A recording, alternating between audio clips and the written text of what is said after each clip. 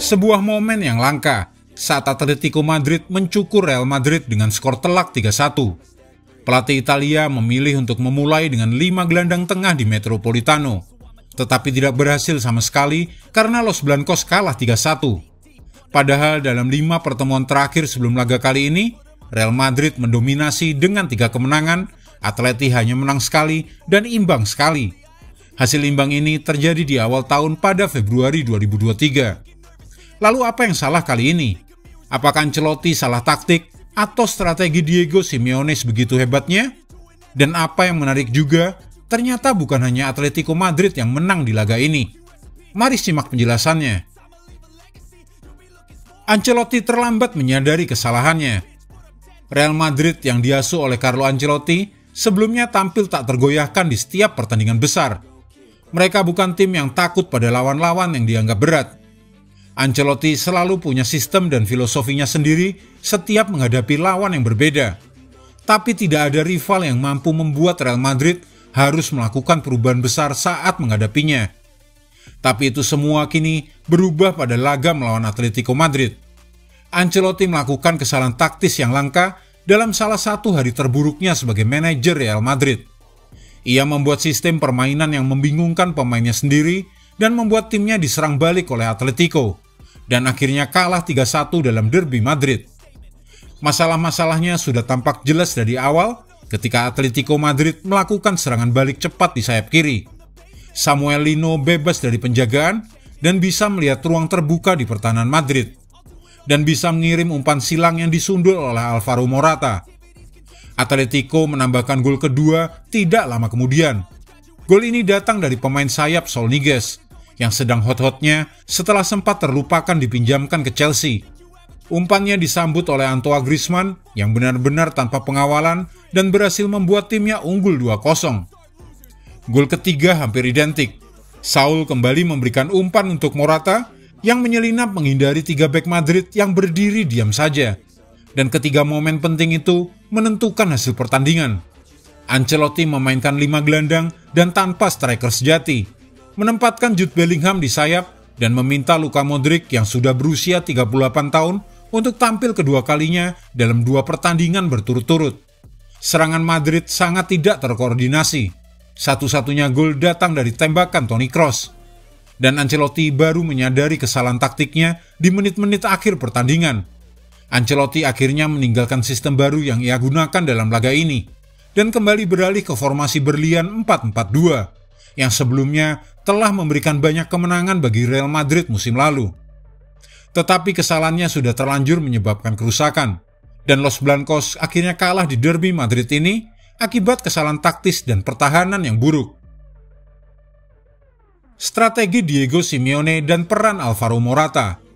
Terlepas dari bagaimana pendapat Anda soal taktiknya, Diego Simeone selama laga ini jadi tontonan yang menarik.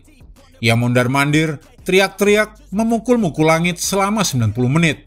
Dia tampak emosional, berteriak pada timnya, dan selalu bermasalah dengan setiap keputusan wasit, tak peduli kemana arahnya.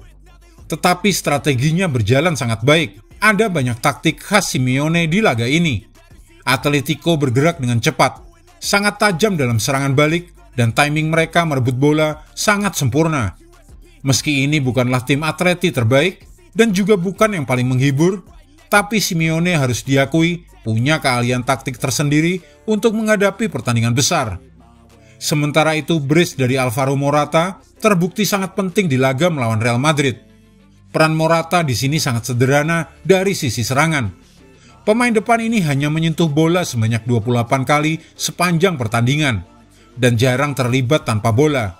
Sebagai gantinya, dia memberikan opsi bagi timnya dalam masa transisi. Dan yang paling penting, penyelesaian yang klinis saat diperlukan. Real Madrid pasti akan merasa seharusnya mereka lebih waspada dalam bertahan saat menghadapi Morata. Dia mencetak kedua golnya dengan baik, memenuhi umpan-umpan silang dan melepaskan sundulannya dengan sangat baik, membuat Kepa Arrizabalaga tidak berdaya dalam kedua kesempatan tersebut. Morata adalah penyerang tengah yang cukup baik. Meskipun banyak kritik yang sering dialamatkan padanya, namun dia menunjukkan betapa pengaruhnya sangat diperlukan oleh Atletico Madrid. Kelemahan Real Madrid, David Alaba, dan Luka Modric. Pada menit ke-47, setelah Alvaro Morata mencetak gol keduanya, David Alaba terlihat marah kepada rekan-rekannya. Namun sebenarnya pemain Austria itu seharusnya menyalahkan dirinya sendiri. Untuk kedua kalinya dalam pertandingan ini, dia gagal menjaga Morata dan terlalu mudah dieksploitasi dengan umpan silang yang sederhana. Ini adalah hasil dari penampilan buruk yang jarang terjadi pada Alaba, yang biasanya selalu memperhatikan hal-hal sekecil apapun, dan biasanya tidak kehilangan fokus, dan selalu mampu membaca jalur-jalur umpan lawan. Namun saat melawan Atletico kali ini, mungkin ia lelah. Alaba sudah pasti disalahkan atas kedua gol Alvaro Morata, dan ia pun tidak banyak berperan mencegah gol kedua Atletico juga. Alaba gagal berkomunikasi dengan pasangan bek tengahnya, yaitu Antonio Rudiger, ketika Griezmann mendapatkan terlalu banyak ruang. Kemudian Ancelotti pada Februari lalu mengatakan bahwa Luka Modric dan Toni Kroos akan secara bertahap dipinggirkan dari line-up Real Madrid. Ancelotti menyebutnya saat itu bahwa kedua pemain harus menerima masa transisi di Real Madrid, dan mengatakan bahwa mereka tidak akan menjadi starter reguler musim ini. Namun Modric kali ini tampil dalam line-up Madrid untuk kedua kalinya dalam 2 pertandingan berturut-turut. Hanya 5 hari setelah bermain selama 70 menit dalam pertandingan sulit melawan Union Berlin. Dan Modric terlihat lelah sejak peluit pertama. Intensitas pertandingan membuatnya kesulitan untuk fokus, dan tampil tidak seperti biasanya dalam pertandingan ini. Luka Modric hanya bermain selama 45 menit, menyentuh bola sebanyak 38 kali, dan tidak menciptakan satu peluang pun. Ini bukan penampilan yang biasanya dari mantan juara Ballon d'Or. Sebaliknya, ini adalah penampilan seorang pemain berusia 38 tahun yang mulai terlihat lelah seiring bertambahnya usianya. Jude Bellingham dibuat tak berkutik. Pilihan Ancelotti sebenarnya terbatas secara taktis musim ini. Dia tidak memiliki penyerang yang andal. Sementara absennya Vinicius Junior membatasi kemampuannya menggunakan formasi andalannya. Ancelotti memainkan 5 gelandang dan meminta Jude Bellingham yang bermain paling baik musim ini sebagai penyerang kedua untuk bermain di sisi sayap. Hasilnya, ya kacau balau seperti yang bisa kita lihat di laga ini. Madrid kesulitan menemukan alur dalam serangan, kehilangan titik fokus saat situasi menjadi sulit. Jude Bellingham memiliki beberapa momen baik, tetapi dampaknya yang paling terlihat adalah rasa frustrasinya saat melakukan pelanggaran tak penting pada menit ke-96 setelah selama pertandingan ia tak diberi kesempatan oleh bek Atleti untuk mengembangkan permainannya. Barcelona bisa contek untuk menang. Masih terlalu dini untuk bisa dikatakan sebagai perlombaan gelar juara La Liga. Barcelona dan Real Madrid kemungkinan masih akan bersaing hingga pertengahan musim untuk mahkota juara tersebut. Dua tim yang pada dasarnya memiliki kelemahan tetapi sangat menghibur. Dan meskipun terlalu awal untuk mengambil kesimpulan pasti tentang performa dan hasil, pertandingan ini akan menjadi tontonan yang bagus bagi Blaugrana. Xavi Hernandez pasti melihat bagaimana Real Madrid sangat terbuka untuk dieksploitasi. Kelemahan pertahanan mereka terungkap. Ini mungkin adalah pertunjukan yang dapat memberikan inspirasi kepada tim lain juga.